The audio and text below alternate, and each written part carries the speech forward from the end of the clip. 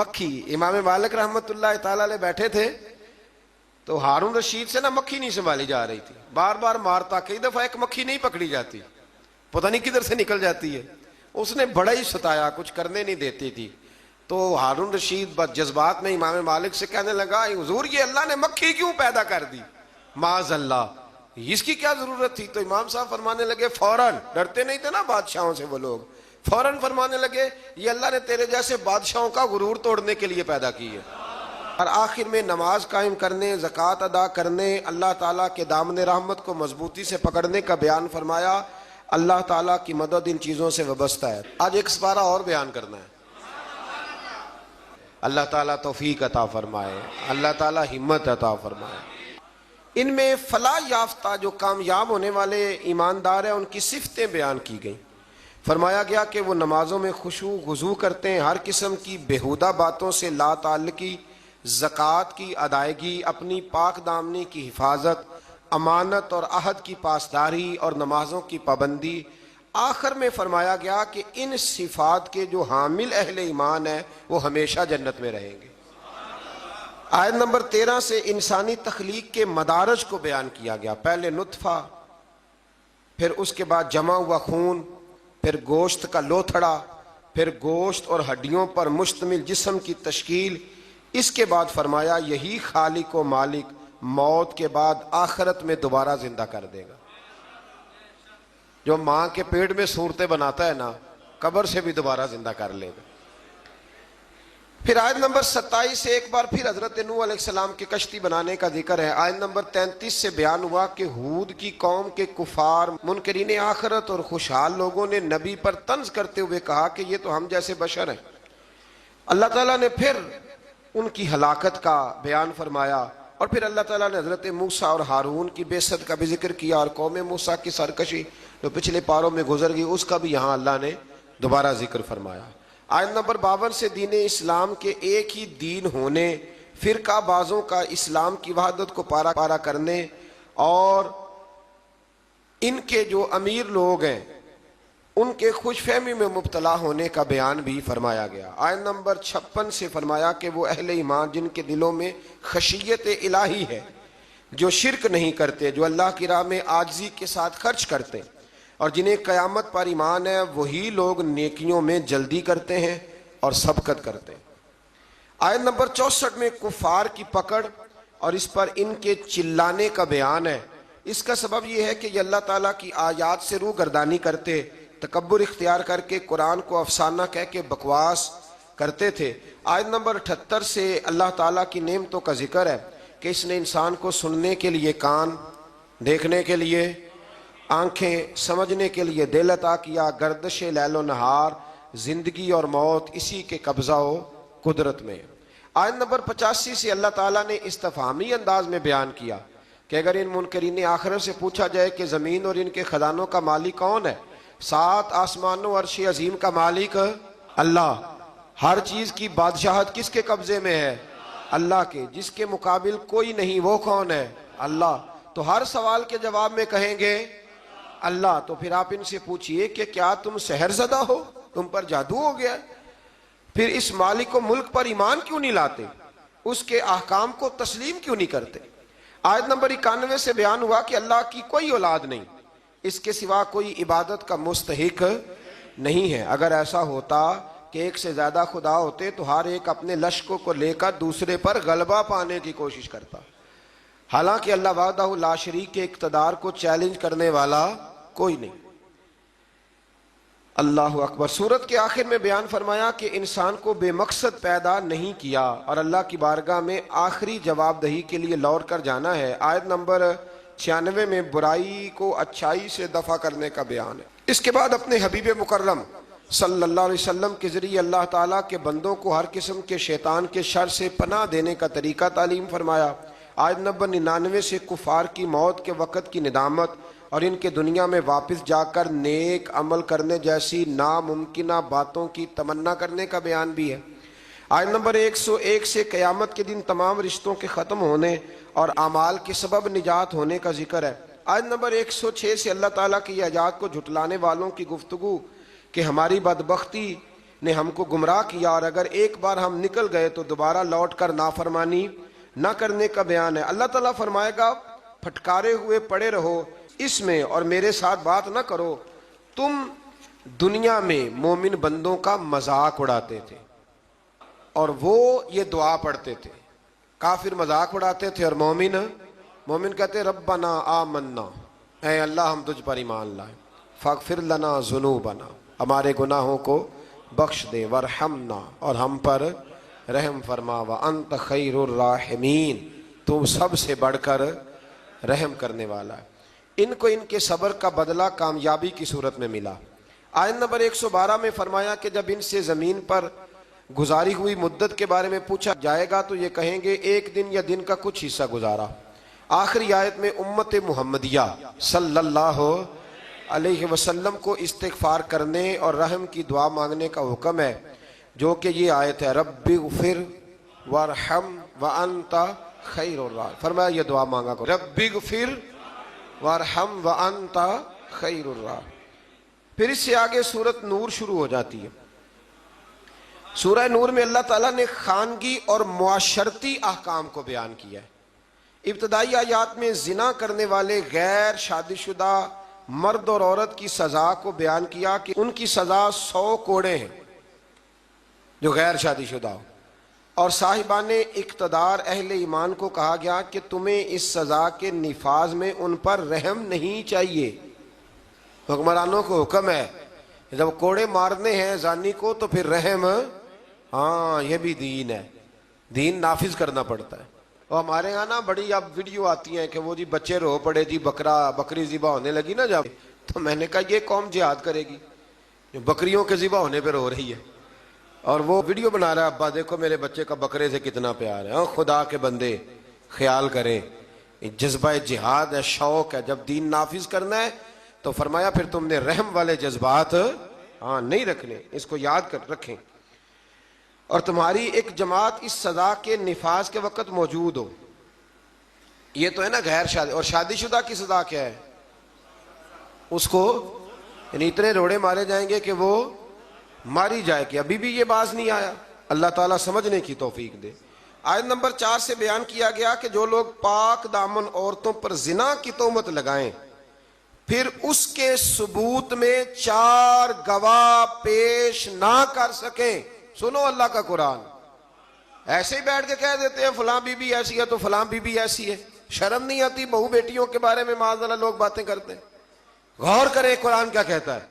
فرمایا جو لوگ پاک دامن عورتوں پر زنا کی تہمت لگائیں پھر اس کے ثبوت میں 4 گواہ پیش نہ کر سکیں تو تم ان کو 80 کوڑے مارو، ان کو 80 کوڑے مارو، اور ان کی شہادت کو بھی قبول نہ کرو، اور یہی لوگ فاسق ہیں، اعلانیہ نافرمان ہے اللہ، سوائے ان لوگوں کے جو اس کے بعد اللہ تعالیٰ سے توبہ کریں اور اپنی اصلاح بھی کر لیں۔ یہ قرآن نے کہا توبہ بھی کریں، اور یہاں تو بھائی کوئی پتہ ہی نہیں چلتا، جس کے بارے میں مرضی لوگ معاذ اللہ بری بات کہنی شروع کر دیتے ہیں۔ آیت نمبر 6 میں یہ ضابطہ بیان فرمایا گیا کہ اگر کوئی شخص اپنی بیوی کو زنا کی تہمت لگائے اور اس کے ثبوت میں 4 گواہ پیش نہ کر سکے اور اس کی بیوی اس تہمت کا انکار کرے تو فریقین ایک دوسرے پر لیان کریں۔ شوہر 4 مرتبہ اللہ کی قسم کھا کے یہ کہے کہ بے شک وہ ضرور سچوں میں سے، اور 5ویں بار یہ کہے کہ اگر وہ جھوٹوں میں سے ہو تو اس پر اللہ کی لعنت، یہ اس کو کرنا پڑے گا۔ ایسے نہیں کسی پر معاذ اللہ لوگوں نے طلاق دینی ہوتی ہے تو الزام لگا کے نکال دیتے ہیں، ڈر نہیں آتا اللہ تعالیٰ سے۔ اور عورت سے حد زنا اس طرح دور ہو سکتی ہے کہ وہ 4 مرتبہ اللہ کی قسم کھا کے کہے کہ اس کا خاوند یقیناً جھوٹوں میں سے ہے، اور 5ویں بار کہے کہ اس کا خاوند سچوں میں سے ہو تو اس عورت پر اللہ کا غضب نازل۔ آیت نمبر 11 اور 16 میں ایسا مضمون ہے کہ جو بیان کرتے وقت کلیجہ منہ کو آتا ہے۔ گھبرایا نہ کریں جب لوگ آپ کے بارے میں میرے بارے میں کو بات کریں، کوئی بھی مسلمان جب اس کے خلاف کوئی بات کرے تو گھبرائے نہ۔ سورہ نور 18واں پارہ آیت نمبر 11 سے 16 میں حضرت عائشہ صدیقہ پر جب منافقین نے الزام لگایا، اللہ اکبر، منافقین نے الزام لگایا، اس کا ذکر ہے۔ یارو حضرت عائشہ پر، مومنوں کی ماں پر منافقین نے الزام لگا دیا، اور میرے رسول کریم علیہ السلام کی آنکھیں آنسوؤں سے تار ہو گئیں۔ ابو بکر صدیق نے گھر سے نکلنا چھوڑ دیا. حضرت عائشہ اتنی بیمار ہوئی کہ بستر سے اٹھ نہیں سکتی. او لوگو، اتنی فنکاری کہ رسول اللہ کے گھر تک دنیا پہنچ گئی. مولا علی شیر خدا آئے، عرض کرنے لگے سونیا فکر نہ کریں، جو رب آپ کے وجود پر مکھی نہیں بیٹھنے دیتا وہ ناپاک عورت آپ کے بستر پہ آنے دیتا ہے. یہ کیا بات ہوئی؟ صحابہ کرام تڑپ اٹھے، یارو یہ رنگ بھی ہے. میں کہتا ہوں یہ مضمون بیان نہیں ہو سکتا. میں نے کہا تھا مخلوق تو فنکار ہے اس درجہ کے پل بھر میں، سنگے در کعبہ سے بھی اسنام تراشے. تم کون ہو کیا چیز ہے داغے کبابی، لوگوں نے تو مریم پہ بھی الزام تراش. لوگ باز آتے.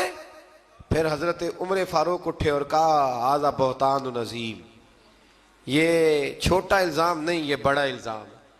تو اللہ نے پھر اسی طرح سورہ نور کی آیت نمبر 11 سے 16 میں حضرت عائشہ صدیقہ پر، اللہ مومنوں کی ماں کو ہم سے راضی فرمائے. بڑا درجہ ہے اس پاک عورت کا، بڑا مرتبہ. ساری جوانی رسول اللہ کے دین کے نام کر دی، بڑی خدمت کری، بڑی نوکری کری، بڑا کام کیا.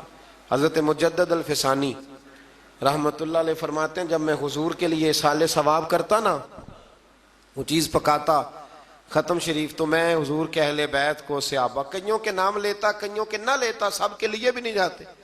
کہتے میں کئیوں کے نام لیتا لیکن کوئی معاذ اللہ بغض دعوت نہیں. ویسے میرے منہ سے نا حضرت عائشہ کا نام کبھی نکلا ہی نہیں، نہ میں نے لیا. تو کہتے ایک دن مجھے رسول کریم کی زیارت ہوئی تو حضور نے فرمایا تو میری عائشہ کا نام ہی نہیں لیتا، تجھے پتہ نہیں میں روٹی عائشہ کے گھر کھاتا ہوں اور تم وہاں سال ثواب ہی نہیں کرتا. وہ میرے لیے کھانے پکاتی ہے، میں اس کے گھر کھانا کھاتا ہوں. اور یہ وہ میرے محبوب کی پیاری زوجہ ہے کہ حضور نے فرمایا عائشہ میرے نکاح میں آنے سے پہلے حضرت جبریل نے مجھے تیرا نقشہ دکھایا تھا، گویا تیری فوٹو دکھائی تھی، اور فرمایا عائشہ جب تو مجھ سے راضی ہوتی ہے تب بھی مجھے پتہ چل جاتا، اور جب تو ناراض ہوتی ہے تو تب بھی پتہ چل جاتا. حضرت عائشہ کہنے لگی حضور میرے ماں باپ قربان ہو، آج بتائیں تو صحیح آپ کو کیسے پتہ چلتا ہے؟ تو حضور فرمانے لگے جب تو مجھ سے راضی ہوتی ہے نا تو کہتی ہے مجھے رب محمد کی قسم، اور جب تو ناراض ہوتی ہے تو کہتی ہے مجھے رب ابراہیم کی قسم. فرمایا رب ابراہیم کا بھی ہے، لیکن جب تو میرے نام سے رب کریم کو پکارتی ہے تو لگتا ہے آج تو بڑی راضی ہے. رسول کریم علیہ السلام کا وہ پیار، وہ محبت. 40 سال حضور کے بعد وہ حیات رہی، چوتھا حصہ دین میرے رسول کریم کا امت کو انہوں نے پہنچایا. حضرت فاطمہ کی شان میں حدیثیں حضرت عائشہ صدیقہ نے بیان فرمائی. حضرت عائشہ نے جناب ختیجۃ الکبریٰ کے تذکرے حضرت عائشہ نے ہمیں بتائے. اتنی سچی بی بی کے بارے میں بات کرتے ہو، یاد رکھو صبح قیامت بھی یہ ساری ام المومنین میرے محبوب کے ساتھ جنت میں موجود ہوگی. دعا فرمائے اللہ ہمیں ان ماؤں کا صدقہ خیرات عطا فرمائے. تو آیت نمبر 11 سے 16 میں حضرت عائشہ صدیقہ پر جو منافقین نے تہمت لگائی اس کی جانب اشارہ فرمایا اور ان چیزوں کا سد باب کیا جو معاشرے کے بگاڑ کا باعث ہو سکتی ہیں. جن منافقین نے یہ تہمت لگائی تھی ان کا پردہ فاش کیا. جو مسلمان منافقین کے بجھائے ہوئے حسین جال میں پھنس گئے تھے ان پر عتاب فرمایا اور ان کو تنبیہ کی وہ آئندہ ہوشیار رہیں اور منافقین کے کہنے پر نہ آئے. منافق مسلمانوں کی عزت و ناموس کو برباد کرنے کے در پہ، اس لیے مسلمانوں کے لیے جائز نہیں کہ وہ سنی سنائی بات کو آگے بڑھا دیں، بلکہ مومن مردوں اور مومن عورتوں کو اپنوں کے متعلق، یہ اللہ فرماتا ہے، اپنوں کے متعلق نیک گمان کرنا چاہیے. اور اگر تہمت لگانے والے اس تہمت پر 4 گواہ نہ لائیں تو وہی اللہ کے نزدیک جھوٹے ہیں. اور اگر دنیا اور آخرت میں تم پر اللہ کا فضل اور اس کی رحمت نہ ہوتی تو تم نے جس تہمت کا چرچا کیا تھا اس کی وجہ سے تمہیں بہت بڑا عذاب پہنچتا. تم نے اس کو سنتے ہی یہ کیوں نہ کہا کہ ایسی بات کرنا ہمارے لیے جائز نہیں. اے اللہ تو پاک ہے اور یہ بہت ہی سنگین بہتان ہے. یہ بہت ہی، میں کہتا ہوں منافقین نے کیا تو ظلم، پر دیکھیں پھر اللہ نے حضرت عائشہ کی برات قرآن میں بیان فرما دی اور سورہ نور اتری حضرت عائشہ کی برات کے لیے. نام بھی کیا ہے؟ سورہ نور. آیت نمبر 19 سے یہ فرمایا کہ جو لوگ یہ چاہتے ہیں کہ ایمان والوں میں بے حیائی کی بات پھیلے ان کے لیے دنیا اور آخرت میں دردناک عذاب ہے. آیت نمبر 21 سے فرمایا کہ اے ایمان والو شیطان کے قدم بقدم نہ چلو کیونکہ جو شخص شیطان کے قدم بقدم چلے گا تو بے شک شیطان بے حیائی اور برائی کے کاموں پہ ابھارتا ہے۔ آیت نمبر 22 میں رشتہ داروں اور مسکینوں کی دل آزاری کے سبب ان پر خرچ کرنے سے ہاتھ نہ روکنے، معاف کرنے اور درگزر کرنے کا بیان ہے۔ یہ بھی سمجھنے والی آیت ہے۔ فرمایا کہ تم نے جب کسی پہ خرچ کرنا ہے تو اسے معاف بھی کرنا ہے اور درگزر بھی کرنا ہے۔ اگر عادتیں دیکھ کے خرچ کرو گے پھر تو کسی پہ بھی نہیں ہو سکتا، معاف کرو گے، درگزر کرو گے تو پھر ہی کسی کے ساتھ نیکی ہو سکتی ہے۔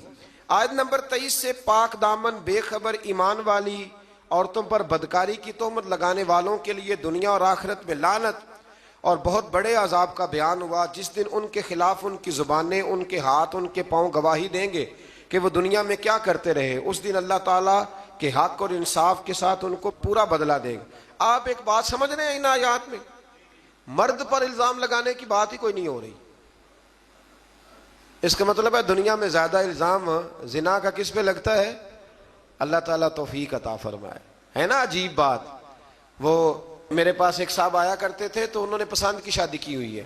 ایک دن مسئلہ پوچھنے آئے تو مسئلہ پوچھنے نہیں آئے، مجھے اطلاع دینے آئے۔ کہنے لگے کہ بہن کا قتل جائز ہے؟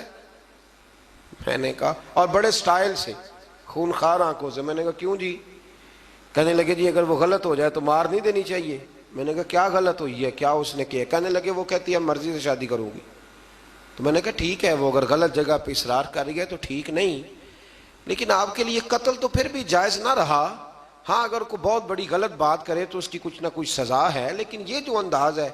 تو میں نے کہا وہ صاحب آپ نے بھی تو پسند کی ہے نا، لڑکے یہ کام کر لیں تو پھر ایسا بھی کبھی ہوا ہے کہ باپ کی غیرت چھا گئی کہ لڑکا میرا جو پسند کی شادی کر رہا ہے لڑکا قتل کر دوں؟ لڑکوں کو کیوں نہیں قتل کرنے نہیں چاہیے، لیکن میں مثال دے رہا ہوں، وہاں نہیں غیرت جاگتی؟ لڑکے کے پاس 15 عورتوں کے نمبر ہوں تو وہ پاک کا پاک ہے، اور بچی پر شک بھی گزر جائے، شک بھی، وہ جی طلاق ہو گئی، ہمارے پاس کیس آتے ہیں نا، طلاق کیوں جی؟ اس کے موبائل پہ ایک میسج نکل آیا تھا کسی غیر کا، اس نے پوچھا تھا کیا حال ہے؟ تو میں نے کہا وہ ضروری ہے، کوئی تنگ کرنے کے لیے بھی تو ایسا کر سکتا ہے، لیکن 1 منٹ لگتا ہے۔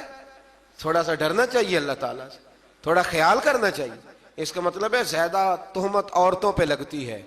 عورت کو اسلام نے بڑی عزت دی ہے، عورت کو اسلام نے بڑی عزت دی ہے۔ کبھی اسے بیٹی بنایا ہے، کبھی بہن بنایا ہے، کبھی اسے کہا یہ جب تیرے نکاح میں آئے گی تو تیرا ایمان مکمل کر دے گی۔ ایمان کے مکمل ہونے کا سبب ہے اتنا بڑا درجہ ہے بی بی کا۔ اور پھر میرے رب کریم کے محبوب نے فرمایا کہ اللہ تعالیٰ نے نا جنت ہی ماں کے قدموں کے نیچے رکھ دی۔ تھوڑا خیال کریں، اکرام کریں، احترام کریں، اللہ توفیق عطا فرمائے۔ پھر آیت نمبر 30 سے مسلمان مردوں کو یہ حکم دیا کہ وہ اپنی نگاہیں نیچی رکھیں، اپنے شرمگاہوں کی حفاظت کریں۔ اسی طرح مسلمان خواتین کو حکم دیا کہ اپنی نگاہیں نیچی رکھیں اور اپنی عصمت کی خود حفاظت کریں، اپنی زیبائش کو، اپنے فیشن کو ظاہر نہ کریں۔